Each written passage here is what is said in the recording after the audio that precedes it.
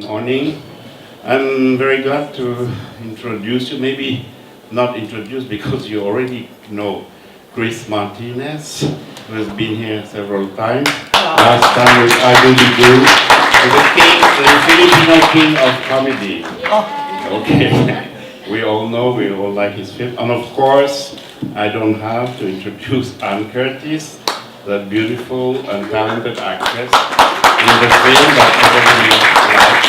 We're here for the first time, and this is her first international film festival, so she's very thrilled to be here.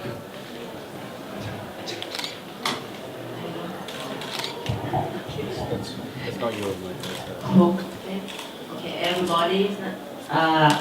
Today we have two guests from Thailand.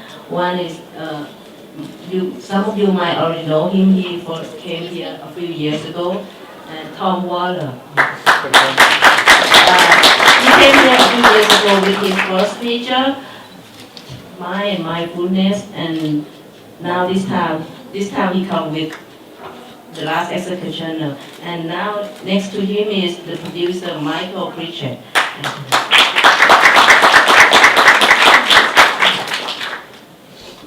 So, yes, I wanted to ask Chris first, where did you get the idea? Because this is a very interesting comedy. It's not the average, typical Filipino comedy. It's not on that level, it's upscale. No, because it's also reflection on fiction, non-fiction, reality, non-reality, etc., which is true, which is wrong. And of course, we'll talk later about the second ending, the final ending, which is very important to the film. But I want just you to comment on, how did the whole thing started? The whole thing started when Viva Films made me offered me a contract, like a two-picture contract. And then after a meeting, I said, I will sign the contract if the movie is, my first movie with the studio will be with Miss Anne Curtis. And then they said yes. So, sure, they said. And so that was the time when I was searching for a perfect concept for Anne. And I've always wanted to do a film about gifted children, but a comedy, not really a serious film like maybe A Beautiful Mind or Little Man Take, but maybe a comedy about geniuses who are rivals. That concept has already been in my mind for like maybe 5 years. And then finally, so when Viva offered and they said that they will allow Anne to do a movie with me, that's the time when I pursued the concept. And then it just flowed from there. So it becomes a rivalry between two frenemies. So I wanted to do a film about friends who are actually enemies. So that's where it started. And then, yeah, it took me a long while to write it, but and also a long time to shoot it. Yeah. But it was all worth it.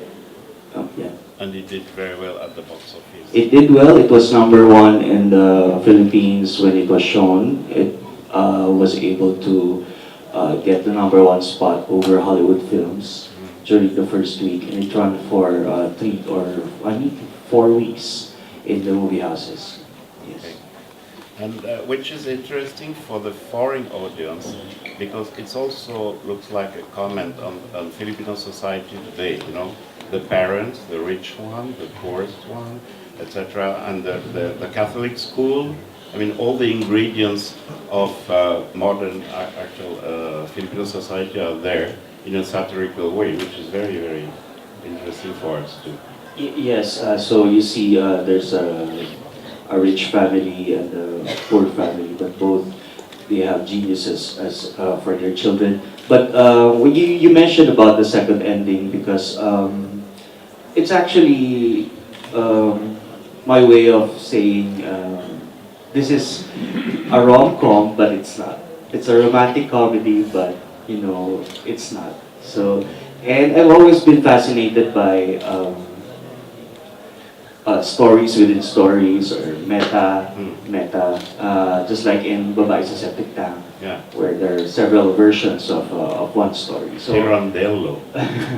so I always want to play around with plot and structure and not giving into too much of the linear way of narrative. So I like to play around with those elements of film and writing. Otherwise, I get bored. Yeah. We might. And you might get bored too. So yeah, I play around with those elements actually. Okay, thank you, Chris. Can I go with, yeah, I'd like to know just, how you could slip into the very funny, very unusual character of Zoe to a song. And what was your experience with, first experience with Chris as a director? When I first got the script of direct Chris Martinez, I read it and instantly fell in love with the character of Zoe for all her bitchiness and just how she's just so out of the world, out of this world character of going overboard villainous. And I fell in love with her, and I just had so much fun portraying the role of Zoe Twazan in the film. And I just think she's an iconic now villainess in the Philippines because of the genius himself, truly the gifted Chris Martinez. Yeah. The way he could come up with such characters and the plots and the devious minds of both characters, I think it was brilliant. Thank you. Was it difficult to convince Viva that Anne Curtis and Christine Reyes would play ugly girls? I mean, because this is not exactly the mainstream, idea. No, it wasn't because it's something that they haven't done before on film. Yeah. Because these two actresses, they are like our movie goddesses in the Philippines, and then you make them look like Betty La Fea and Rebel Wilson. So, so it was actually a welcome thing from the studio. And they know that it would have commercial appeal. Yeah. I mean, the idea of ugly duckling turning into beautiful swans in the ending. So that is something that's it's something that has a good commercial value for the producer. So I did have a problem uglifying these two beautiful, gorgeous women. Okay. What about the casting of Sam Milby? It looks, of course, very, idol of those ladies everywhere in the Philippines. It also looks like, this character is a moron. He doesn't know anything. He's just sexy. So how did he accept that? Yeah, well, for me, it was important that I would have to cast a handsome guy because in the end, there's going to be like a reversal. The ugly women become beautiful, and then the not handsome guy got his face destroyed. So there's some sort of a reversal of fortune in the end. And Samuel B is actually part of a love team before when Anne was still a TV Bopper star. They are a love team in the Philippines way back. And they have a huge following. It's like Brangelina in the Philippines. We have Sam Ann. Yeah, so there are still fans of Samuel B and Anne, not just in the Philippines but all over the world. So when they said that it's going to be Samuel B, and then the first day of shoot with Anne and Sam, I saw them together, and then I understood the chemistry between the two. It was just like magic, seeing the two of them. It does work. Yeah, they look very good together. And also Anne and Christine, they also look good together. To me, they're also some sort of a love team. Okay. Because it's their second time to work together. Christine Reyes and Anne Curtis worked together in one of the biggest earning films in the Philippines called No Other Woman. Okay, thank you, Chris. I think we have to give a chance to our Thai friends Okay. to express Thank you. themselves. Nice. Please. Okay. Let me start with both of you, because you also produce it. How the idea comes to you, because originally you plan to do something else, and there are also some Buddhist connection between this movie and your first feature, Mindfulness. So how did the idea come from? You know, when you set out to make a film, especially as an independent filmmaker, you're always looking for a good story that maybe no one else has done before. So I came across the story of the last executioner from actually his obituary, the real man, Chevrolet. He died a couple of years ago, and I read in the newspaper that he was this guy who wanted to be a rock and roller, but ended up not holding a guitar, but holding a gun. So I thought this would be a great a film about contrast and about conflict. So this idea of the Buddhist angle of karma, about the battle between good and bad karma, was always something that fascinated me, because my father is Irish Catholic and my mother is Thai Buddhist. So on Saturday I would go to the temple in London, and then on Sunday I'd go to the church. So it was sort of like getting both the dual aspect of religion and also of culture. So even though I'm born in Bangkok, I spent most of my life growing up in the UK. So when I went back to Thailand 10 years ago, I was always looking for stories that would be interesting to make as a film that no other Thai filmmaker is making. Because as you know, in Thailand, most of the films are comedies or horror. So this genre of film is very different from probably any other Thai film you might see.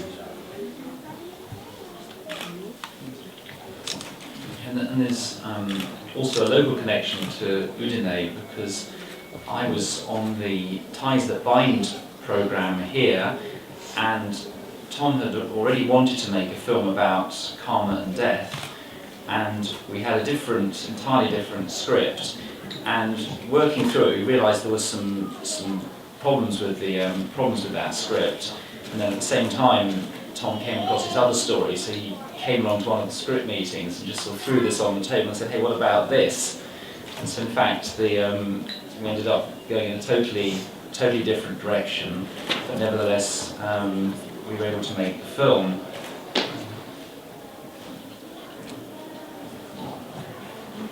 I think when you come to a film festival like Udine, it's very inspiring to see what other filmmakers are doing.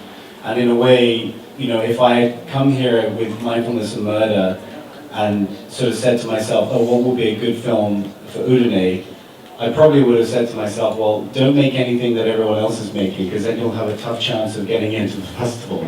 So I'm very lucky to have gone into the festival this time with this film, maybe because Ashley couldn't find any other good Thai films this year. But I kind of feel that with the connection to this festival, it's very special now, knowing Sabrina and Thomas. They do a great job of selecting fantastic films, not only from my country, but from everywhere else. And I'm really enjoying seeing everyone else's films, including the great, The Gifted from Chris and Anne here. It was really wonderful to see that yesterday, because it was so different to what the film I've made. Sharp contrast. There's also been a bit of interest in sort of why making a film in Thailand, was it easy?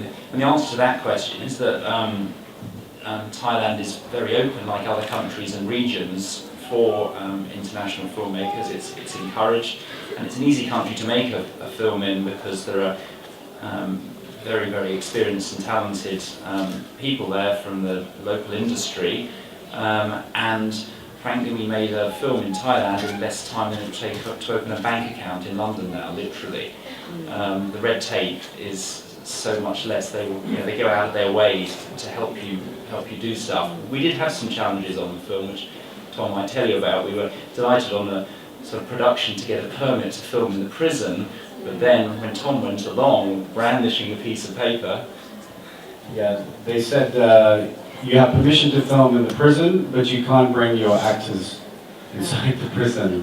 So all my actors were outside the prison, and the cameras were ready to go in with the team, And in the end, we couldn't shoot any footage with actors in the prison, so just the camera and myself went in and shot some shots of prisoners' feet, and we weren't allowed to show any faces, so we could shoot sort of inserts, and everything else we had to then reconstruct outside the prison. So originally I thought we were going to be, you know, the first film to shoot inside a real prison, and so we thought this is a great opportunity, you know, we can really use this maybe for publicity as well. And of course, it was too good to be true, and the prison commander, as soon as he saw the camera, he said, nah. I think he was thinking the camera would be like this size, but it was a much more professional equipment, and I think they got scared, and so they said, no, you can't bring your cameras in. In fact, they said to us, we're worried that you're going to show the escape route in the prison. So I said, what about Google Earth? It's easier to see where the walls are.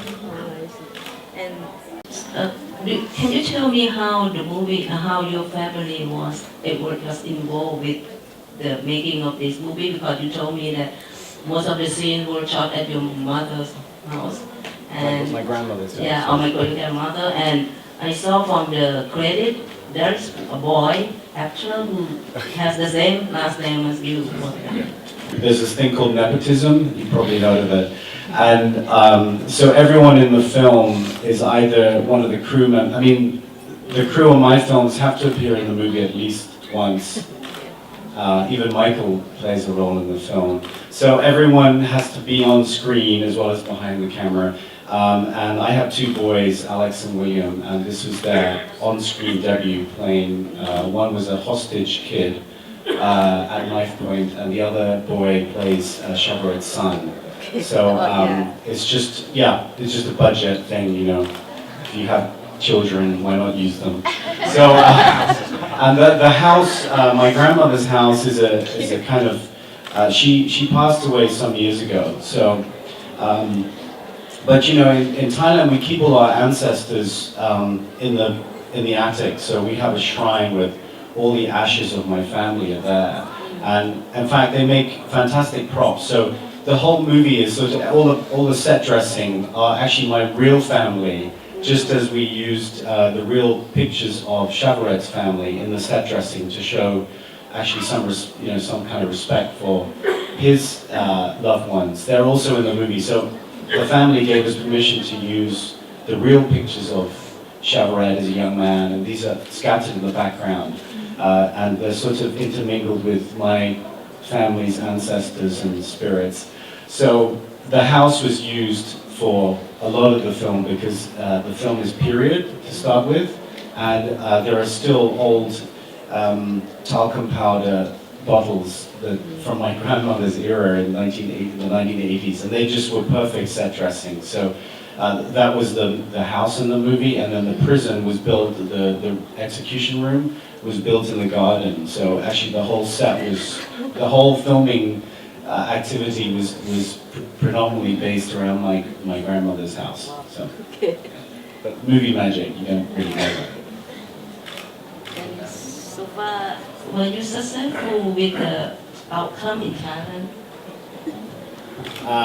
No, the release was a disaster because we had Transformers 4 was released the week before, and Planet of the Apes was released the week after. So the choice of the movie, I remember looking at the posters, and there was you could either watch robot dinosaurs or you could watch monkeys on horses. And then there was Last Executioner was dwarfed by a model of the Optimus Prime. So in the lobby of the cinema was a huge Optimus Prime statue, and then next to it was like a little cardboard cutout of Vityap, who plays the Last Executioner.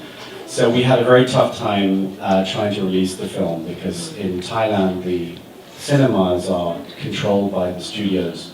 So unless you have a studio film, it's very hard to stay in the cinema beyond 1 week.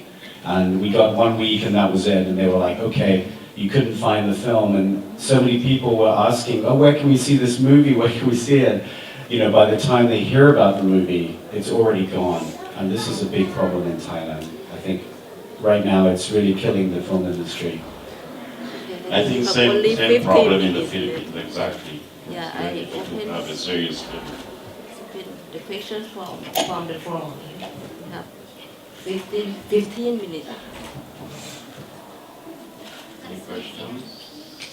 Yes. I wanted to ask Chris if the end of the film, that scene at the very end, was already planned in the script or was it added later on, when the truth is revealed about him and the girl? Yeah, that's very important. That's the whole point of the film. Yes, I thought it is. so. It is part of the script from the start. So it's actually planned that way. But there was quite of a struggle to retain that ending with the studio, and there was a time when I was already giving up and convincing the producers to take out the actual ending. But Anne Curtis actually fought for it, and she, I had to listen to her, and well, she gave me the courage, to keep on fighting it and shooting that Yeah. film. Because right now I'm really grateful with that, because otherwise it would have been another movie without that ending. So thank you, Anne. Yeah. Thank you very much. Maraming salamat. Because there are times really when, sometimes as a filmmaker you just get bogged down by a lot of things. You think of a lot of things, and sometimes you just want to give in, and sometimes you need a person who will just tell you, no, you shouldn't. And that was Anne for me during the time of the filming. So yeah, I thank her a lot for that. We all thank her. Yeah, I thank her. Thank you. I wanted to ask you also about, because the portrayal of the Catholic school, Santa Teresa d'Avila, is not very respectful or friendly. I mean, it's not a publicity for the Catholic school. So I wanted to know if there were any reaction from the Catholic Church or anybody, because the film is on as the main Catholic country in Asia. It's 80% Catholic, Yeah. But that school, we set it up. It's actually a non-sectarian school. So we just dress it up like a Catholic school. So we didn't have any problems. And those, it's not a real order, order of nuns. We made sure that the costumes of the nuns are not specific to any religious order. So we don't get to offend any religious group.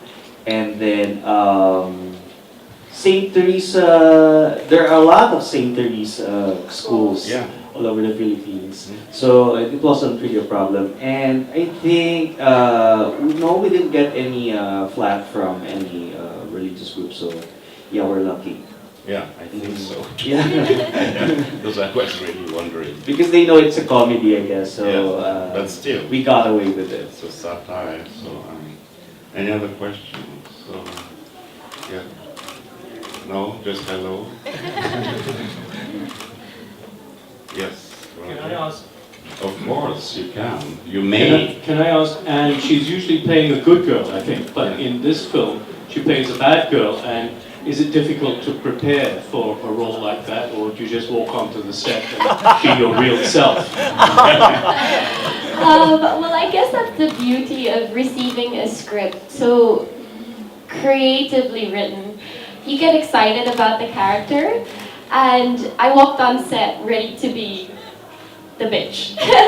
So it was a lot of fun. I really, really did enjoy it. So when as Direct Chris mentioned earlier that they were going to change the ending, because when you see the original ending, it's very sweet, it's a happy ending, and it was typical. And they actually wanted to end it there. And we sat down and I said, we gotta fight for this ending. It's so, like, when you read it, I read it and I said, it sold. It was a sold script for me. And that's what made me just so excited. So yeah, to answer your question, it wasn't really a struggle because I was just so excited to portray Zoe. Joey. Zoe and Joey. Zoe and Joey.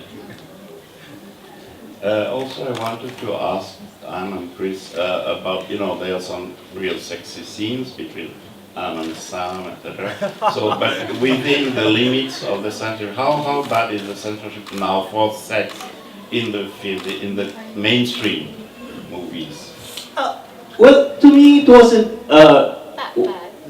sexy. I mean, it was funny, You know how sexy, to, but you know. I don't know why we got a very high rating from our censors. And we got like R16, which was, I think, too much because we didn't show much skin. Did you cut a lot on the editing? No, that's how we envisioned it, and that's.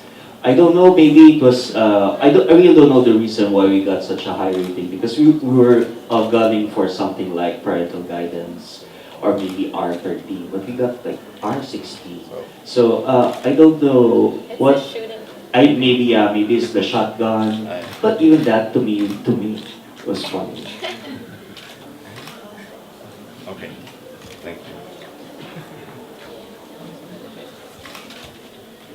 Actually, I have a question for Tom, for the last executioner. In the movie, there is a very good actor that we have seen here before on screen in Countdown, another time movie, very good and very well received in Udine. And his name is David Azavanand, sorry my pronunciation. Yes. I'm just wondering how you choose him, and because it's perfect in your movie. Yeah. Just since we were talking about acting. I also about to ask you why you increase the character and what does he do exactly? Yeah. The character of the spirit in the film, played by David Asavanon, he's actually quarter Thai. He's a 3/4 French, but he speaks English, speaks Thai, speaks French. He was the perfect actor for the role because I needed someone who could be a chameleon, who could be different characters, who could appear on screen as in the scene. Sometimes he is the postman, sometimes he is like another prison guard, and he's also the conscience of Chavarette. So I wanted to have this character so that sometimes when you talk about the inner conscience of a man, it can just be a man looking moody, but I wanted to kind of visualize that and have some character that would kind of antagonize him. So he becomes our kind of antagonist. And in the third act of the film, he also becomes the kind of judge, because traditionally this character is called Yomoban. The Yomoban character in Thai mythology is like the harbinger of death. So he's like a reaper character. And this character can also decide whether you go to heaven or to hell. And in my film, we have the spirit and we have two assistants who are called the Yomatut, and they're kind of like the Tweedledum, Tweedledee characters that appear throughout the movie. And David to have this kind of what they call Farang face. Farang means foreigner face. People ask me, why did you cast a foreigner for this role? And I said, well, you know, to me, the character Yomaban, he is multinational. So maybe when he's judging someone who is French, he will speak French, and when he's judging someone Spanish, he will speak Spanish. So I wanted someone who could just be international. So it was a conscious effort to cast this actor in the role. He also won the Best Actor award in Thailand for Countdown, which won the award here. So I was very happy to work with two great actors, and Vidya, who plays Chavarette, he'd also just worked with Ryan Gosling on Only God Forgives. So I was really lucky to have a cast who kind of knew what they were doing, because when you don't have a lot of time to make a film, you have to really have the actors just do their lines and deliver it and get it in a couple of takes. There's no time to try and shoot 5 pages of script a day and not have the actors say the lines that you need. So this was a problem also when we have like older Thai actors who, there's the character who plays the abbot, he's very old, actually he's a comedian in Thailand, and he can never remember his lines.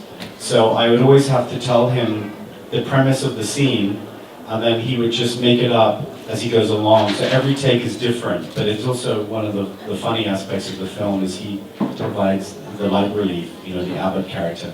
So working with actors who are professional is really important, but also non-actors. So I have a lot of non-actors in the film that gave the film some realism. So you have for example, some of the lighting team play the execution in the upcountry is all my gaffer and his best boy and all the lighting team play characters in the movie.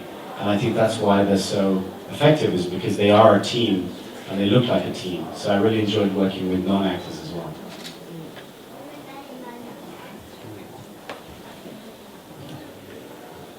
Sorry, I wanted to ask Tom and Mike. First, was the movie structured as a Thai film or as a co-production? And secondly, whether in reality, the protagonist is given a lot of prominence in the media, in the film, like a lot of TV interviews and blah, blah. Did it actually happen? You know, Shavarad, he wanted to be famous for being a rock and roller, but he ended up being famous for being the last executioner. So he was always on game shows and TV chat shows, and this was a very odd thing for him to end up on TV at the end of his life talking about killing people, when all he wanted to do was entertain and be, you know, a Thai Elvis. So this was all from true, basically taken from true events. So he really was on a game show where they had to guess who was the real executioner. He really was on chat shows with like morning TV with all the ladies and sitting on the couch. That was something that we took from all the real events. And in terms of a co-production, actually it's more, it was funded more out of Thailand, and Michael had been involved in my last film, so I wanted to keep, and he, you know, he didn't have a choice. He was sort of told that he has to come up with some money to make this film. So from his end, his own company, SRF Media, was a partner. But we made it as a Thai film, because to make it as an international film, you then have all kinds of restrictions from the government, then has to approve the script, and it was much easier to make it as a Thai film, and I have Thai nationality, so we just made it as a Thai film.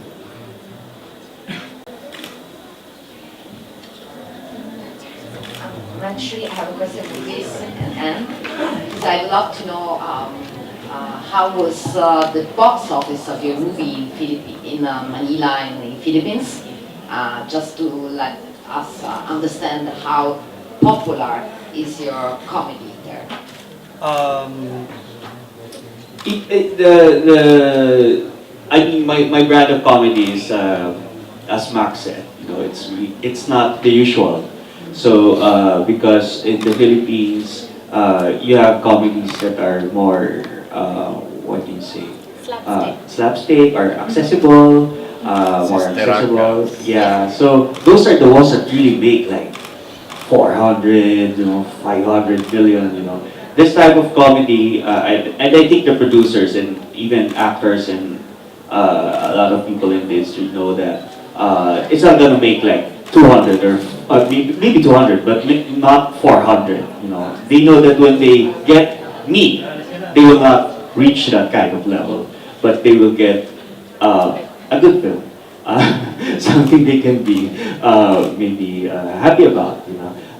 So this kind of comedy is really more, would you say, maybe clever than the usual. So sophisticated. Sophisticated, maybe. And then, so that's the thing in the Philippines. A lot of people, they just want to be entertained and forget their problems. They don't want to think anymore. When they enter the movie house, they want to just laugh, fall in love, hold each other's hands, eat popcorn, but this kind of film, it makes you think. It gives you a little bit of like a puzzle, So there is a big part of the Filipino audience that would love that, but not much like the usual comedy in the Philippines. So yeah, I think the producers are happy, and I think the producers now, they know me, so they know what to expect from me in terms of receipts, I think. I think it's very good that, like The Gifted did well at the box office, because if it doesn't, then you can say bye-bye to that kind of more sophisticated, ambitious comedies. Yeah, so I think the Philippines, if the producer wants something like, they want to do like 400 400 million pesos or 500 million pesos. They know which director to go to.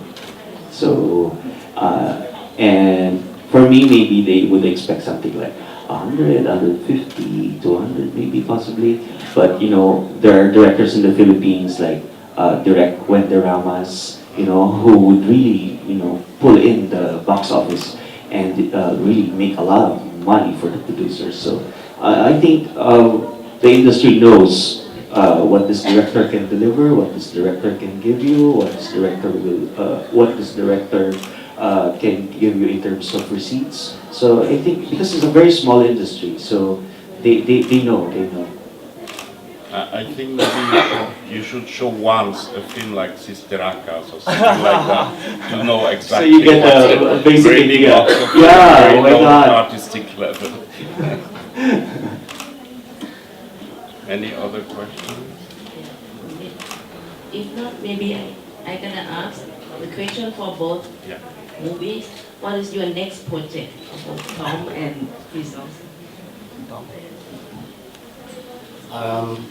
Right now I'm working on a film called Mechanic Resurrection as a producer. I work in Thailand as a producer of foreign films, shooting in Thailand. So we've been filming with Jason Statham, Tommy Lee Jones, Jessica Alba, Michelle Yeoh.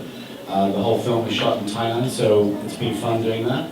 And I'm working on a film set in my own film as a director. I'm working on a film set in the 17th century.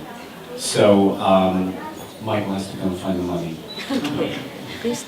Well, I'm actually shooting a movie now in the Philippines, so when I get back, I'm going to go back to the set, and I'm also doing musical theater. But for my next project, after all those projects, I'm going to do another movie with Anne. So, yes, it's called Lumayo Ka Nga Sa Akin. It's based on a book. In English, it says, Please Stay Away From Me. Yeah. And it's a trilogy. There are 3 directors working on the film with different sets of actors and different stories. It's actually also maybe a parody of different genres of Filipino fare. Like there's horror and there's action, and ours is really a commentary on this phenomenon in the Philippines called teleserye. So it's a parody of the soap opera on our TV that's really making a lot of money for the network. So it's a crazy film, and we'll be playing like some sort of Marimar, Rosalinda type with a talking dog. Yeah, and she's going to be horseback riding in an hacienda. So it's some sort of that, and it's really crazy. So we're actually excited to shoot it this June. So we'll be working again together. And may we know who is acting in the film you are making now? Now it's Maha Salvador and then Strillo. It's a light drama love story. Okay. But I did not write it, it's a different writer. So I'm just directing the movie. And then also for our movie with Anne, it's based on a best-selling novel in the Philippines. It's written by Bob Ong. So right now I'm directing scripts written by other people. And so maybe soon I'll get the time to write my own. Maybe this year. Looking forward. Yes, I am also looking forward to it. Thank you. Any more questions? It's okay. Yeah, last question maybe, or last comment on both films? No? The fan club? Just looking? Yeah, please. Please say something. Just on looking.